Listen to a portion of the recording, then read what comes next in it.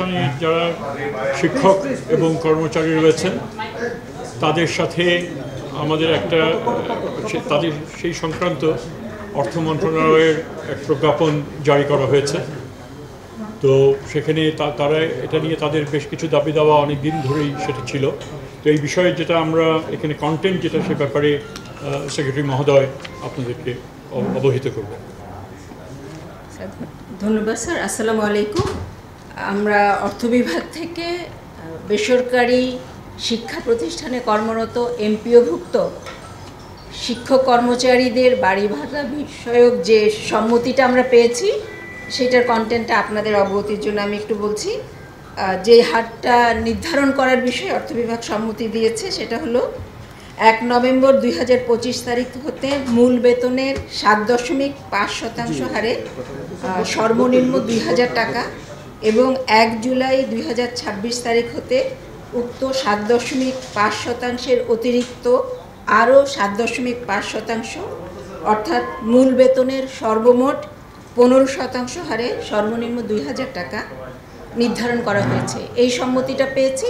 আর যেগুলো প্রথাগত যেসব শর্ত থাকে সেই শর্তগুলো এই সম্মতি বিষয়ক স্মারকে উল্লেখিত আছে। বাকিটা স্যার কথা বলবেন। না, আমি এখন যে সম্মতি বিষয়টা আমি একটুখানি হস্তান্তর করছি। Thank you.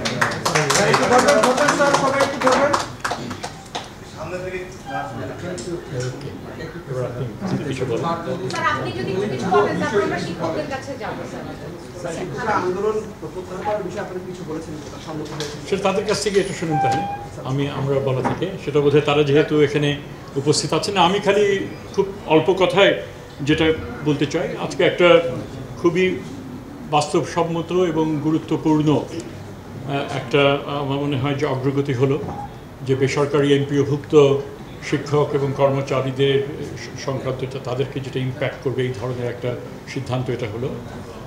এবং আমি এই মন্ত্রণালয়ের দায়িত্বপ্রাপ্ত যেদিন থেকে হয়েছিলাম সেই দিন থেকে শুরু করে সবসময়ই আমি যেই কথাটা বলে এসেছি সেটা হচ্ছে যে শিক্ষকরা মানে গুরুত্বপূর্ণ ভূমিকা আমাদের দেশ গঠনে তারা ভূমিকা রাখছে এবং এটাকে অস্বীকার করা যায় না যে তাদের যে বেতন কাঠামো এবং অন্যান্য সুযোগ সুবিধাতে সেটা যথেষ্ট রকমভাবে কম এবং আমরা এবং সেই বিষয়ে আমরা সচেষ্ট হব এবং থাকব যতটুকু সম্ভব এটা করা।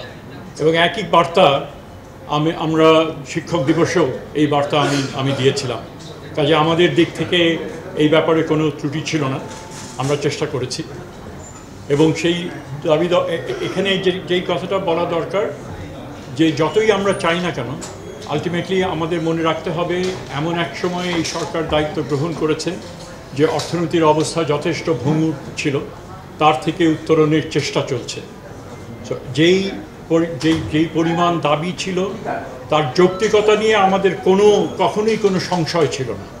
অবশ্যই যুক্তিযুক্ত দাবি ছিল, কিন্তু সেটা পূরণ করা ছিল অন্যান্য শর্ত সাপেক্ষে আমাদের সম্পদ কতটুকু রয়েছে সে কথাটাই বারবার আমরা বলেছি যে এবং সেই পরিপ্রেক্ষিতে অর্থ মন্ত্রণালয়ের ছাড় অতীতে যেটাই পরবর্তীকালে তারা যেটা দিলেন 5% এবং সেটাই আমাদের পক্ষে এই বাজেটে সম্ভব, সেটাই আমরা বলেছিলাম।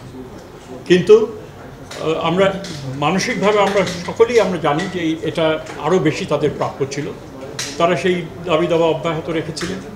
পরে আমি অন্য মন্ত্রণালয়গুলোর সঙ্গে কথা বলা, উপদেষ্টা পরিষদে কথা বলা এবং সর্বশেষ প্রধান উপদেষ্টার সাথে কথা বলে কয়েক দফায় এখানে আলাপ আলোচনা হয়েছে অন্যান্য উপদেষ্টাদের নিয়ে। এবং অবশ্যই আমরা এই ক্লিয়ারেন্সটা এটা আমরা যেটা পেলাম যে আমাদের এটা করতে হবে এবং সেই প্রেক্ষিতেই আজকের এই ঘোষণা যেটা হলো যে 5% থেকে 5.5% এই 7.5% এই বছর এবং আগামী বছর এটা পুরোটা উন্নীত হয়ে 15% সেটা হবে। সো আমরা খুশি যেটা হয়েছে এবং আলাপ আলোচনা হয়েছে এবং সব কিছুর প্রেক্ষিতে গুরুত্বপূর্ণ এটা একটা অর্জন এই সেক্টরের আমরা মনে করি এবং আশা করি যে এটা আমাদেরকে এখন শিক্ষকরা তারা কর্মক্ষেত্রে ফিরে যাবেন এবং যেই উদ্দেশ্যে এটা হয়েছে সেটা হচ্ছে শিক্ষার্থীরা তারা যেন এই সুযোগ এটা পেতে পারেন এবং তার ভালো শিক্ষা হোক, হ্যাঁ, শিক্ষার মান উন্নয়ন ঘটুক, অবশ্যই আমরা চাই। এবং আমরা আশা করি পরবর্তীকালে সরকার যারা গঠন করবেন, এই যে ধারাবাহিকতা, এই প্রেক্ষিতে শিক্ষার্থী আরও উত্তরোত্তর তারা অন্যান্য সুযোগ সুবিধাও তারা এটা দিতে তারা অপারগ হবেন না এবং এই ধারাবাহিকতা তারা বজায় রাখবেন। আমি এটুকুই বলছি। আমরা অবশ্যই মনে করি এর প্রেক্ষিতে শিক্ষকদের ফিরে না যাবার কোনো কারণ নাই, কিন্তু যেহেতু তাদের প্রতিনিধিরা এখানে আছেন, এটা কথাটা বোধহয় তাদের কাছ থেকে শোনাটাই ভালো হবে। আসসালামু আলাইকুম রহমতুল্লাহ। আমি অধ্যক্ষ দেলোয়ার হোসেন আজিজি, সদস্য সচিব এমপিওভুক্ত শিক্ষা জাতীয়করণ প্রত্যাশী জোট, সভাপতি বাংলাদেশ মাদ্রাসা শিক্ষক কর্মচারী ফোরাম, অধ্যক্ষ কাতলাসিন কাদিরিয়া কামিল মাদ্রাসা।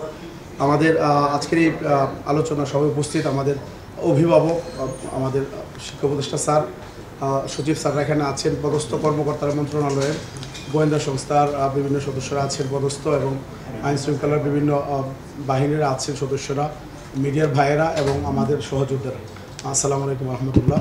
আমরা অত্যন্ত আনন্দিত যে আজকে বাংলাদেশের ইতিহাসে, বিশেষ করে এমপিভুক্ত শিক্ষকদের ইতিহাসে এটা একটা মাইল ফলক হয়ে থাকবে বলে আমরা বিশ্বাস করি। আর স্বাধীনতার পর থেকে আমাদের শিক্ষকদেরকে যে বাড়ি ভাড়া দেওয়া হতো মাত্র 1000 টাকা, একেবারেই অপ্রতুল। এটা বিশ্বের কোথাও, বাংলাদেশ কেন, কোথাও মানে 1000 টাকা দিয়ে বাড়ি ভাড়া, এটা কল্পনা করা যায়। তো সেই জায়গা থেকে আজকে যে উত্তরণ আপনারা ইতিমধ্যে শুনেছেন যে আমাদের এখন 7.5% এখন থেকে আপনার কার্যকর হবে, আর বাকিটা আগামী নভেম্বর থেকে থেকে হবে। এটা অলরেডি আপনার প্রজ্ঞাপন উল্লেখ করা আছে। তো আমাদের তো দাবি ছিল 3টা, আপনারা সবাই জানেন, 20% বাড়ি ভাড়া, আর মেডিকেল আপনার 1500 টাকা, আর আমাদের যে কর্মচারীদের জন্য 75% উৎসব ভাতা। কিন্তু সরকারের সামর্থ্য, এটাও আমাদের বিবেকবান শিক্ষক হিসাবে আমরা এটা বিবেচনায় নিয়েছি। আমাদের সরকারের পক্ষ থেকে যারা আলোচনা করেছেন, ওনারা অনুরোধ করেছেন, ওনারাও কিছুটা এগিয়ে এসেছেন, আমরাও এগিয়ে এসেছি। সব মিলে আমরা একটা সুন্দর সমাধান হয়েছে। আমরা 6 লক্ষাধিক শিক্ষক পরিবারের পক্ষ থেকে আমাদের অভিভাবক মাননীয় শিক্ষা উপদেষ্টা স্যার এবং সচিব স্যার যারা আছেন, এবং মাননীয় প্রধান উপদেষ্টা স্যার, অর্থ উপদেষ্টা স্যার সহ যারা আছেন, আমরা তাদেরকে আমাদের পক্ষ থেকে আমরা ধন্যবাদ জানাচ্ছি। আমরা জানি স্যার অনেক কষ্ট করেছেন আমাদের বিষয়গুলো নিয়ে, আর আন্দোলন না করলে আসলে স্যারের পক্ষেও এটা কিন্তু মন্ত্রণালয় দিয়ে বের করে আনা খুব কঠিন হইতো। আমরা প্রেশার ক্রিয়েট করার কারণে স্যারের পক্ষে সহজ হয়েছে সরকারের পক্ষ থেকে হয়তো এটা বের করে আনা। তো আমরা বিশ্বাস করি এমপিওভুক্ত শিক্ষা যতদিন থাকবে, স্যারের নামটা ঘুরে ফিরে আসবে, যে এমপিওভুক্ত শিক্ষকরা 55 বছর পরে প্রথমবারের মতো পার্সেন্ট আকারে বাড়ি ভাড়া পেয়েছে স্যারের মাধ্যমে।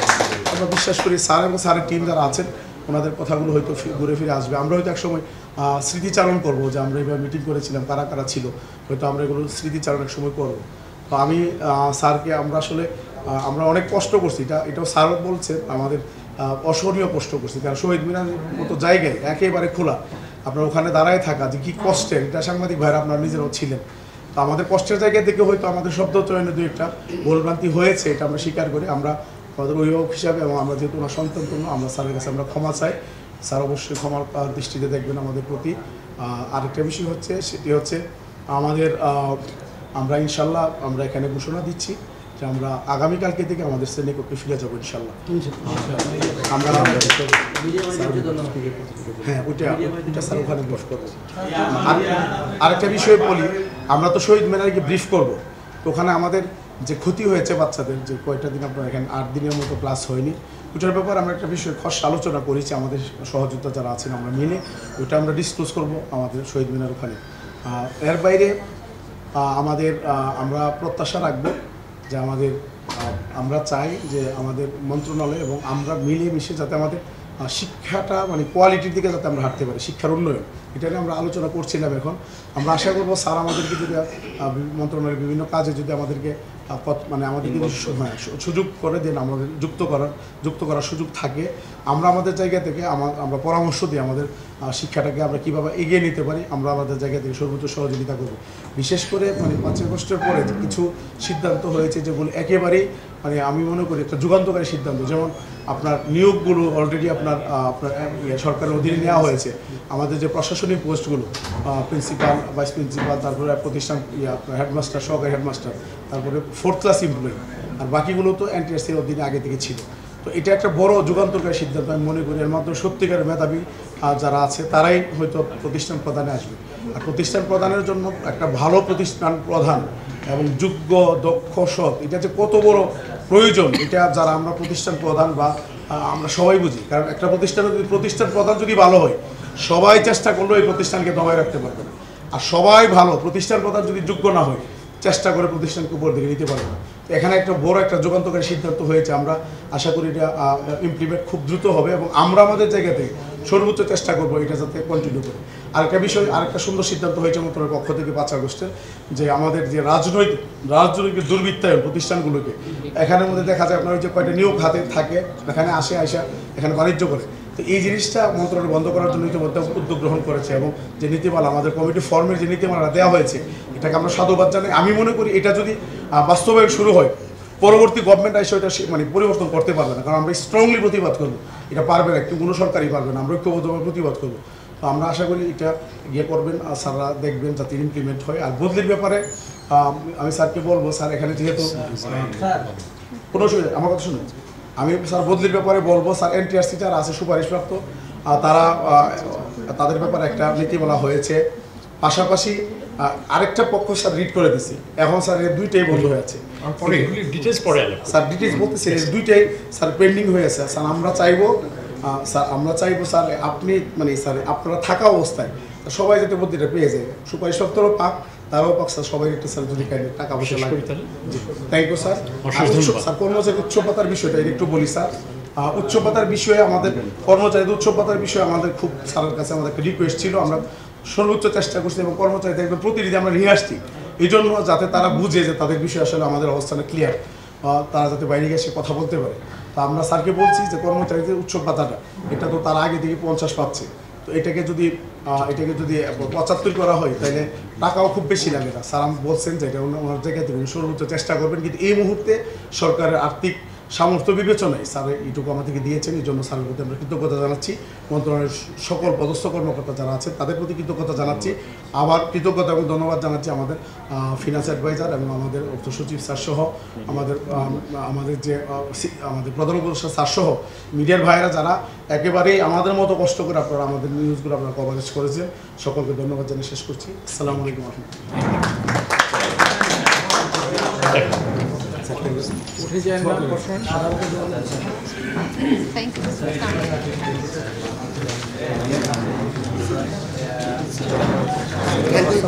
ধন্যবাদ।